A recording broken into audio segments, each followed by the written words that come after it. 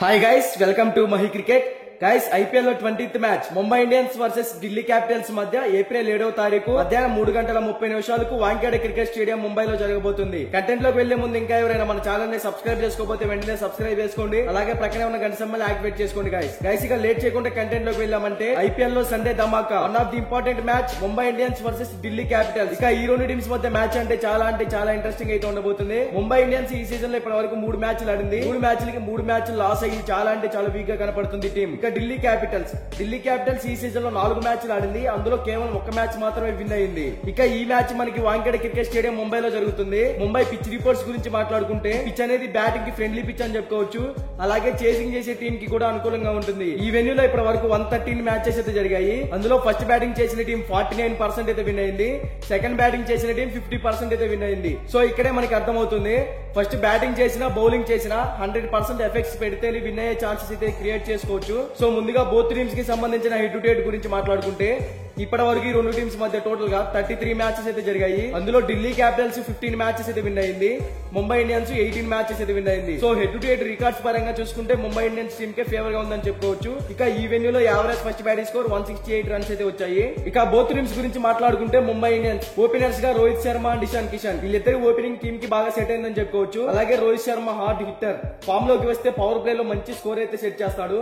తర్వాత ఇషాన్ కిషన్ కూడా బ్యాటింగ్ మరియు వికెట్ కీపర్ గా ఎక్సలెంట్ పర్ఫార్మెన్స్ ఇస్తున్నాడు. ఇక రోహిత్ శర్మని కెప్టెన్సీ నుంచి పక్కన పెట్టడం వల్ల టీం కి కొంచెం డ్రాబ్యాక్ అయితే ఉంది.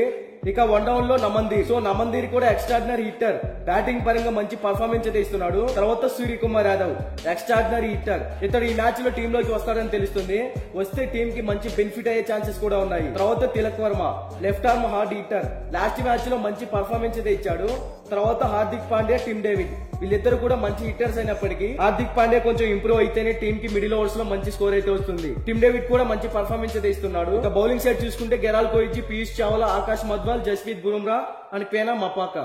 కోయిట్జీ బౌలింగ్ పరంగా సెట్ అయ్యాడని చెప్పుకోవచ్చు. తర్వాత పీయూష్ చావ్లా స్పిన్ పరంగా అంత వర్కౌట్ అయితే అవ్వడం లేదు. తర్వాత బుమ్రా గురించి మనందరికీ తెలిసిందే, మంచి పర్ఫార్మెన్స్ అయితే ఇస్తున్నాడు.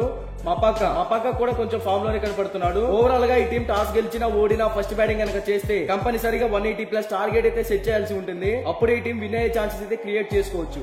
తర్వాత ఢిల్లీ క్యాపిటల్స్ గురించి మాట్లాడుకుంటే ఓపెనర్స్ గా Prithvi Shah and David Warner, openers గా సెటిల్ ప్లేయర్స్ వీళ్ళిద్దరు టీమ్ కి 100% ఎఫెక్ట్స్ అయితే పెడుతున్నారు. డేవిడ్ వార్నర్ ఎక్స్ట్రాడినరీ హిట్టర్ అని చెప్పుకోవచ్చు. తర్వాత Mitchell Marsh, Rishabh Pant, so వీళ్ళిద్దరు కూడా మంచి ఫామ్ లో అయితే కనపడుతున్నారు. ఇక్కడ ఏంటంటే మిచెల్ మార్ష్ 1 డౌన్ లో వస్తాడు, లేకపోతే రిషబ్ పంత్ 1 డౌన్ లో వస్తున్నాడు. ఇదే టీం కి కొంచెం డ్రాబ్యాక్ అవుతుంది. Rishabh Pant captaincy and batting పరంగా ఎక్సలెంట్ పర్ఫార్మెన్స్ అయితే ఇస్తున్నాడు. ఇక మిడిల్ ఓవర్స్ లో చూసుకుంటే స్టబ్స్, అక్షర్ పటేల్, సుమిత్ కుమార్ వీళ్ళ ముగ్గురు ఎక్స్ట్రాడినరీ హిట్టర్స్ అని చెప్పుకోవాలి. స్టబ్స్ మంచి ఫామ్ లో అయితే కనపడుతున్నాడు. అక్షర్ పటేల్ ఆల్రౌండర్ పరంగా సెట్ అయ్యాడని చెప్పుకోవచ్చు. కానీ బ్యాటింగ్ పరంగా కొంచెం ఇంప్రూవ్ అవ్వాల్సి ఉంటుంది. తర్వాత అభిషేక్ పోరాల్ ఇంపాక్ట్ ప్లేయర్ గా టీమ్ లోకి వస్తాడు. బ్యాటింగ్ పరంగా స్టెబిలిటీ ఉన్న ప్లేయర్ అని చెప్పుకోవచ్చు.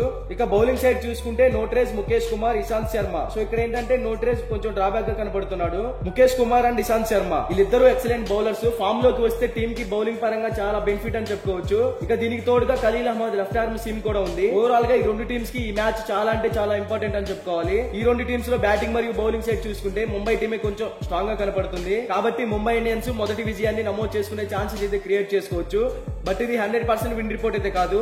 మీకు 100% విన్ రిపోర్ట్ కావాలి అంటే డిస్క్రిప్షన్ లో మన టెలిగ్రామ్ ఛానల్ లింక్ అయితే ఉంది, ఒకసారి వెళ్ళి జాయిన్ అవ్వండి. ఇక బోత్ టీమ్స్ కి సంబంధించిన ఎక్స్పెక్టెడ్ ప్లేయింగ్ 11 డిస్ప్లే మీద రన్ అవుతుందో ఒకసారి చెక్ చేయండి.